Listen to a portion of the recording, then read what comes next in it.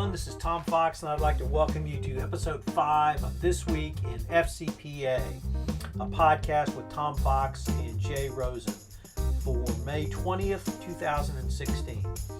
In this podcast, we take on several different topics of note from the week in FCPA. Jay mentions Roy Snell's rant against lawyers and legalese and compliance programs, talks about Samantha Graves going two-dimensional and viral with her YouTube video for SCCE on how to best make use of going to a conference. We talk about the Providi Anti-Corruption, Anti-Kleptocracy Conference in New York. I talk about the London Anti-Corruption Conference in conjunction with that. We talk about Compliance Week 2016 and SCCE, Compliance and Ethics Institute.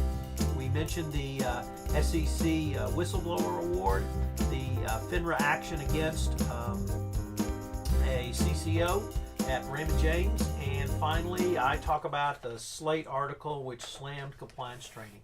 I hope you enjoy it. Thank you very much for listening. Hello everyone, this is Tom Fox, and I'd like to welcome you to This Week in FCPA with my good friend and colleague Jay Rosen. The weather here in Houston this week has been crap. We've had thunderstorms every day. Lake Fox in my backyard is at an all-time high. So, Jay, I hope you can tell me it never rains in Southern California, that it's not raining. It's not raining, but we share your misery, and it's a bit overcast, if that helps. And we have to acknowledge the Houston Astros, who rolled into Fenway Park on a 2-game winning streak and rolled out with getting hammered. So congratulations to your Bo Sox. Thank you, Tom. Yes.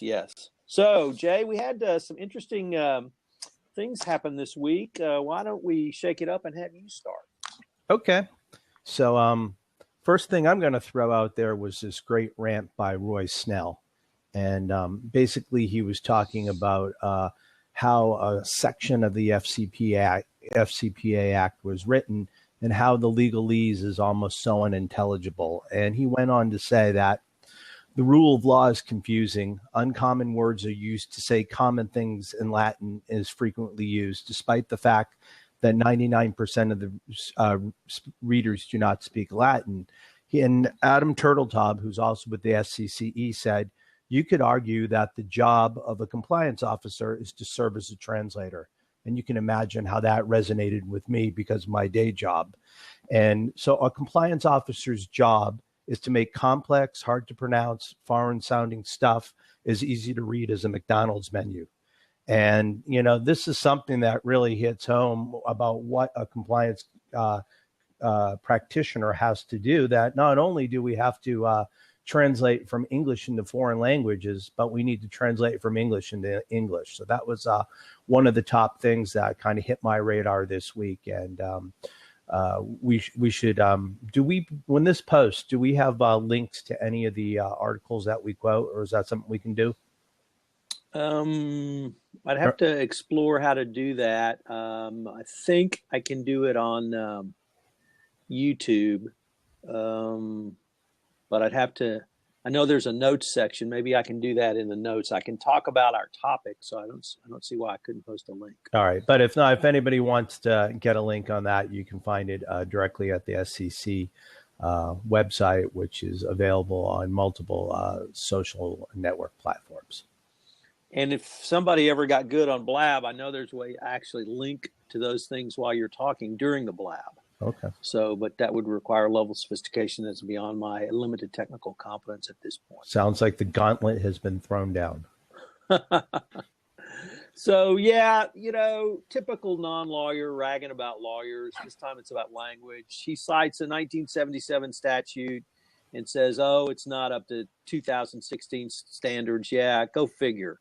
Of course, it's written in legalese. That's how laws are written. They're written in legalese for a reason. There's a reason we're the biggest clothes shop in the world, and that's an important thing because we want to have our quality high. That's why you have unions. Jesus. So, you know, feeling a little Howard Sklar coming on, but he and I are actually going to do a full unfair and unbalanced on that subject. So teaser for those who might want to hear me defend the greatest profession in the history of the world ever going forward. Screenwriting? No. No. Mr. Translations himself. So, but some of his points were worth some mention, because one of the jobs I often have is to take a gold standard, absolutely first-class compliance program written by lawyers for lawyers and translate it into English. So there is something of that as well. But plain English for lawyers is something that has been around since I've been practicing. We've been trying to bring things down to civilian levels of intelligence. I'm not sure we've achieved that. Nevertheless, it seems to be where the profession might be going in the future. And maybe one day, let's throw the gauntlet your way, there'll be an algorithm that can translate legalese into human being language, but I doubt it. So anyway, it was he's been poking me about that article all week because he asked me my thoughts, and I told him I think it's a rant, basically by a whiny old lady complaining. And he posted the part that said, I think it's a rant. He didn't add the rest. So he's been poking me about that all week with all the positive comments he's gotten. So I guess I'm going to have to stand up for my brethren, and we'll see how I can do. So let me throw off in an interesting rant in a different direction from a place I would not have expected it. Slate Online magazine, of which I am a huge fan, had a piece yesterday which actually ranted about compliance training, the complete idiocy and ineffectiveness of compliance training. It was really surprising to see that in Slate. Typically, it's not something they go into the weeds on. And while I disagree with about 99% of what the reporter had said, she did have one point which I thought was worthwhile, which is if you simply take training as your entire compliance program, it's going to fail, because training is one component, and it's a holistic, a compliance program is a holistic approach because it's a business process. So you have to have tone at the top. You have to have written policies and procedures which set the standards. You got to have a code of conduct. You got to figure out where your risk of violating those written standards are, and you have to train on that. Then you have to measure that and incentivize people to reward or disincentivize the behavior that you're trying to impact. Then you have to monitor that going forward. And she picked training out simply, and actually even picked it out of the sentencing guidelines to say, well, training's not effective because bribery and corruption still happen. Yeah, wake up, smell the roses. So you can't pick any of those out. It's an entire program, and it's an entire business process. So I have been challenged by several of my colleagues to write a response piece. So I guess people are looking to me to respond to this. So I may have to do that. Well, it looks like you've got something to write on the airplane ride to DC over the weekend, right? Yep. You want to hit on that for a sec? Sure. Jay and I are both attending Compliance Week 2016. Begins next, formally opens next Sunday night with a cocktail reception, I believe at 6 p.m. at the Mayflower Hotel. The events, the conference is Monday, Tuesday, and Wednesday morning. So I hope that you, if you're going to attend, you might say hello to us. We're going to do a special This Week in FCPA Compliance Week 2016 episode and wrap up. I thought we'd go live from DC next week, Jay, and see what our impressions of the conference were. It's going to be interesting this year. We've got kind of a new regime at Compliance Week, so we'll see how they may want to go in a little bit different direction, if any. So I'm going to be speaking on reflecting on doing business in Cuba, and I'm leading a panel of CCOs who have gone through enforcement actions, but we're not going to focus on the enforcement actions. We're going to focus on how do you do remediation during the pendency, legal word, spoiler alert, legal word, the pendency. That means during, for you people who don't understand. And Thank you. Yes, I knew you would, as Mr. Translations, you probably had an algorithm for that as well. So looking forward to seeing a lot of old friends at Compliance Week. In addition to the presentations, It's there's going to be a Monday night cocktail reception. There'll be the way the Mayflower set up is they have a long hall where the vendors set up, and it's a great place to find out about what's available in terms of services or products in the compliance space. Everyone's there to share information, so it can be a very helpful experience whether you're a 25-year compliance practitioner or it's your first year. And if it's your first year, what I might suggest is what you wanted to talk about next. So why don't you talk about our good friend Samantha and what she put up on the SCCE website? Sure. So Samantha is, as Tom said, a good friend of both of ours. And we met initially at a Compliance and Ethics Institute about 3 or 4 years ago. And this year, Samantha's really taken it upon herself to really share the wisdom and her experiences, what it's like attending a conference. And she, in conjunction with the folks at SCCE, put together this really wonderful little animated short that talks about 10 tips on what you should do for attending either the SCCE Compliance and Ethics Institute or any type of networking event. So it's real solid information. And one of the things that Samantha talks about is putting together an orphans dinner. And this is something that I've really practiced a lot the last few years. So the first night when you get in, reach out to some colleagues who you may be linked in with, but you don't know really well, and see if you can all get together and grab dinner. Another thing I'd like to suggest about the SCCE event that's coming up in September is that a great event to really participate in is there's a community volunteer event, which happens on the Saturday before the conference begins. And it's a real amazing way to meet 30 or 40 people who are just there in T-shirts, no name tags. So you don't know if they're a CECO or you don't know if they're, just a compliance grunt, but you get sweaty, you get dirty, you accomplish something that's great that you feel good about. And now you have 30 or 40 new friends who you get to look at and talk to, and they really become touch points over the conference. So great work from Samantha and SCCE there. And I'm just wondering how I can go into 2D someday, because I'd like to get my own animated short. Well, like myself, it seems to me that many of your social media efforts are driven by your continuing attempts to impress your daughters. So the only difference is I only have one daughter, so I only have one to impress. But absolutely, and the way I actually contacted her, because I was so intrigued on how she did it. She worked with SCCE itself to create that with an animation program. And so it really struck me as a way that you might be able to do some very effective eye-catching training inside of your organization. But let me talk about, let me move to the SCCE Compliance and Ethics Institute for another plug.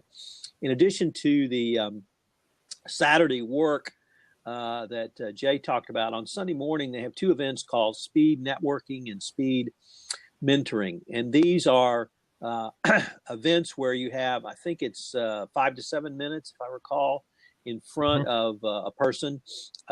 So, for instance, myself, I would sign up as a mentor, and then people would rotate through my station, and the same with networking and marketing. But what I found was that it's not so much mentoring in terms of I'm going to set myself up as a mentor for a mentee. It's people came with specific questions. And so if you have questions that you've been thinking about or don't have answers to about your compliance program, sign up for one of those events and just say, here, I've got this question. What do you think? And you can have 6 or 7 opinions in 30 minutes.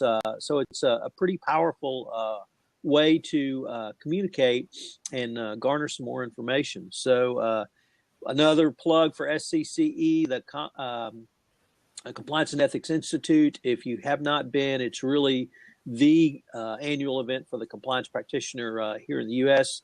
It's relatively low priced for one of these events, and this year it's going to be in Chicago. So, Jay, we just had another event in London, Worldwide Anti-Corruption Conference, and I had to Matthew Stevenson, who writes at the Global Ethics and Global Anti-Corruption blog, wrote a great two-part summary about it. And this was obviously came out after the Panama Papers, and it had been set up by David Cameron about a year ago. And you and I talked on the last Blab post about is Cameron uniquely suited to attack offshore entities in the same way only Nixon can go to China. And so we played around with that, but there was Summit had a final communique, and I'd like to read the 4 points that came out of the communique because I think they may guide a lot of the regulatory and legislation we see going forward. And then people like you and I are going to have to, what was your word again? Was it translate? Legalese? Yeah, translate. That's the Yeah. word of the day. If you say translate, win a prize. Oh, okay. So translate. So we may have to translate that into an effective business process. But let me read the 4 highlighted areas from the final communique. Number 1, increase access to information on the true beneficial owners of companies and possibly other legal entities through central registers. 2, increase transparency in public procurement. 3, strengthening the independence and capacity of national audit institutes and publicizing audit results, and more generally increasing fiscal transparency in other ways. And then 4, not only encouraging whistleblowers, but strengthen their protection in various forms from retaliation and develop systems to ensure that law enforcement takes prompt action in response to these whistleblower complaints. And if we start to get movement on really any of those 4 on a worldwide basis, I think it's really going to help the shine the light of day into an area of corporate shell ownership that has been a bane for many, many years. Certainly in the anti-corruption world, it's a problem where people will not only hide money, but will hide their true ownership, so that if you think you're doing business with someone, it may turn out you're doing business with a government official, and the payments might violate the FCPA. So very interesting that this conference, although in the works for over a year, was within weeks of the Panama Papers and within weeks of David Cameron having to announce that he was the beneficiary of an offshore trust set up through the Panamanian law firm in question. So interesting results from the Summit Conference. I think a lot of momentum, a lot of people energized. I hope we can keep moving this forward. So any thoughts from the translations perspective? Well, I just want to say that, that train keeps rolling this week. I happened to see a webinar earlier in the week with our good friend Mike Volkov and Bill Hauserman from Bureau Van Dyke. And Volkov actually said that, the 2 biggest words for this year are going to be beneficial ownership. So it really seems that the Panama Papers has really spurred people on. With not only people leaving governments and having some real big name people being involved, but it really seems that proverbial light bulb has just gone off about beneficial ownership. And, one of the questions is in the past, there's been tick box, due diligence. There's been due diligence that's been very low level using, the lists that are out there. And I think people are really starting to figure out now that there is no excuse for not rolling up your sleeves and digging down. And that leads me to another conference to speak about. A week ago Friday, Protivity put together an event in New York City. Our good friend Scott Moritz and his colleagues and Chuck DeRoss was there. Some people from the government were speaking. And, one of the things that he addressed specifically with this beneficial ownership is that, you can get to a point where you do your due diligence and then, as you've said many times before, document. So you have to really say why you're making decisions at a certain point in an investigation, why you choose to go forward or why you choose to don't go forward. And, he's kind of leading up to that point of McNulty's maxim about, what did you find? When you found it, what did you do about it? And then how did that remediation go forward? So these 2 ideas about beneficial ownership and digging deeper really seem to inform the first half of FCPA Inc. 2016. And I'm really interested to see what kind of solutions come out of the vendor community and whether this momentum continues forward. It was interesting that Volkov had those thoughts, and I think he's really onto something. So we're just going to have to see where that might move forward. We had a couple of other interesting things I wanted to throw out. We've got about looks like 10 minutes left.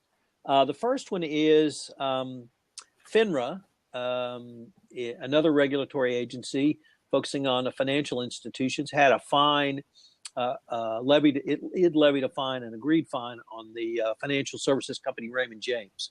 But the thing I wanted to concentrate on, Jay, was that the chief compliance officer was specifically sanctioned in this, and sanctioned with banning from the industry for 3 years, fine of $25,000. Although the CCO retired. So the ban may be superfluous.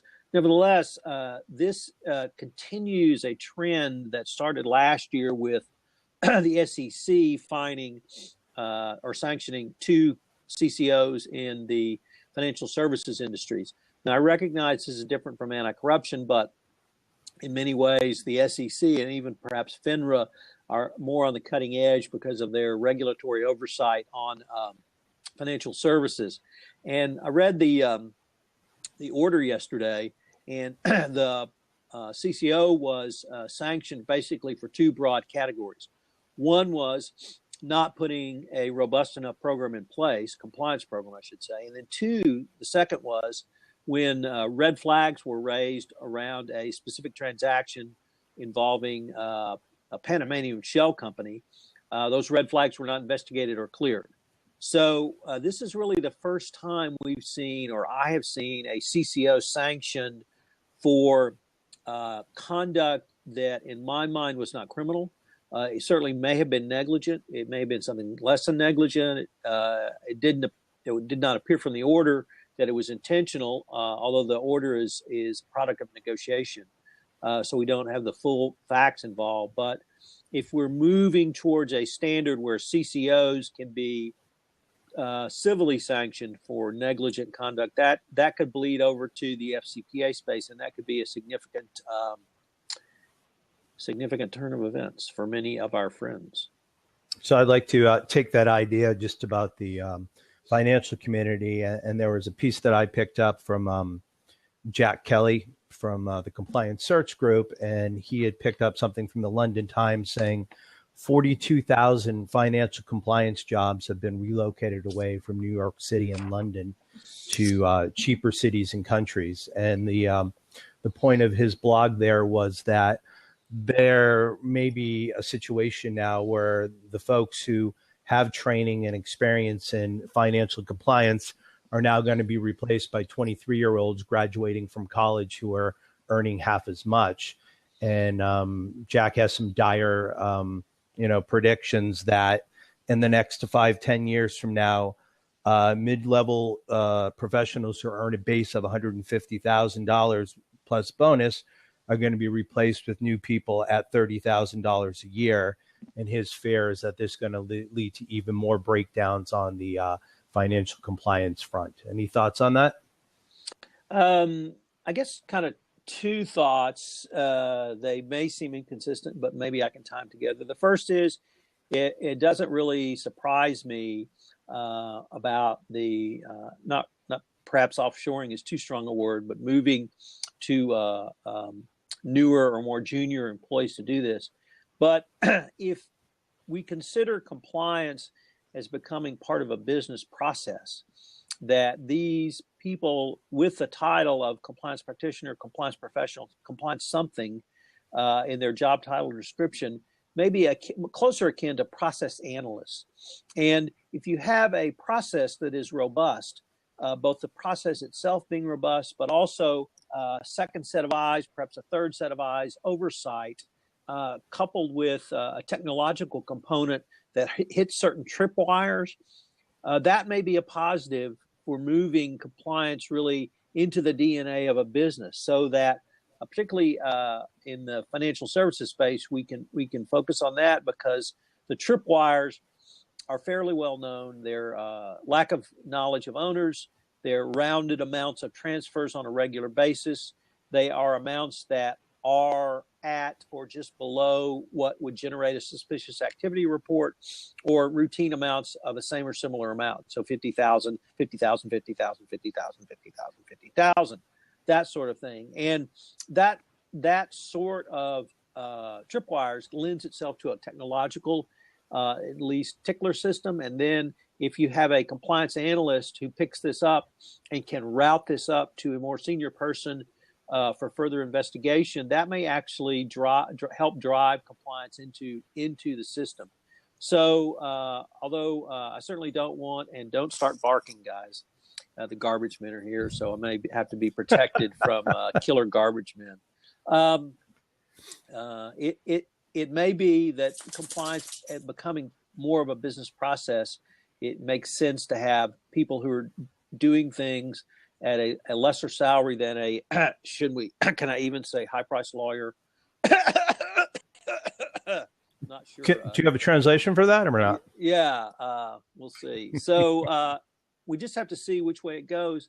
Now let me see where I could tie that back to the FCPA, because in the release of the pilot program by the department in late March, I believe, or April, there was a third part. The pilot program had three parts: self-disclosure, cooperation during investigation, and then remediation. And one of the specific points on remediation was the compensation paid to the compliance professionals in the organization and their ability to have upward mobility within the corporation, not simply limited to the compliance function. So, maybe the DOJ is considering that, and they would look very askance at a company that dumped all of their compliance work to junior associates when they really needed a high-priced lawyer involved. So I guess it'd be fair to say that in Houston this morning, the coffee cup is half full with regard to the fact of bringing in more junior resources to help out to get compliance in the DNA. Well, I can certainly see that if viewed as an overall move towards putting compliance into the business units themselves, it might not be a negative, but could depend on how it goes. So we're getting close. Two more things I want to throw out quickly and tee you up. Russian doping at the Sochi Olympics? Gambling in Casablanca? Who knew? No. All right, going to say that. That's the Eastern District of New York. We'll pick that up another time. Last week, I know you gave a shout out to Jay Martin, and I just wanted to find out how was the Gerber event and any closing thoughts from that. Sure. I guess the question I would ask you to consider is, what the bleep is the Eastern District of New York doing investigating Russian athletes for Olympic doping in London? And we'll leave it at that. A lot of other things going on in this country that may or may not be more important. The Gerber dinner for Jay Martin, honoring Jay Martin, was great. We had a huge turnout. The weather cleared just in time for most people to get there. We had a few, including our featured speaker, who were plane delayed and didn't make it in time to give their formal remarks, but went over quite well. Jay and his wife were incredibly touched. The two most significant things I thought were the following. One, they asked, the president of Gerber asked for a picture of all of the people who had worked for Jay Martin over the years, and I think there were 25 in the picture, and that was out of a crowd of about 150. I mean, the amount of compliance talent he has generated to this city and across the globe is just incredible. And that picture alone, to me, spoke to why Jay Martin deserved to be honored with our first Betty Steed Award. Great. And so, as we said, we're going to go live from DC, or are we going to tape it and play it back on this time slot next week? We're going live, baby. We're going live without a net. Going live without a net. You know, Tom Brady, the whole thing. We may just. I think we need to do do it from Shelley's back room. What do you think about that? I'm not sure the ambient noise would allow that, but maybe we could go for a special afternoon podcast, blab session, I should say. All right. Well, Tom, okay, as always, it's been fun. have a great weekend and look forward to seeing you in DC next week. All right. Take care. Safe travel. Thanks. You too.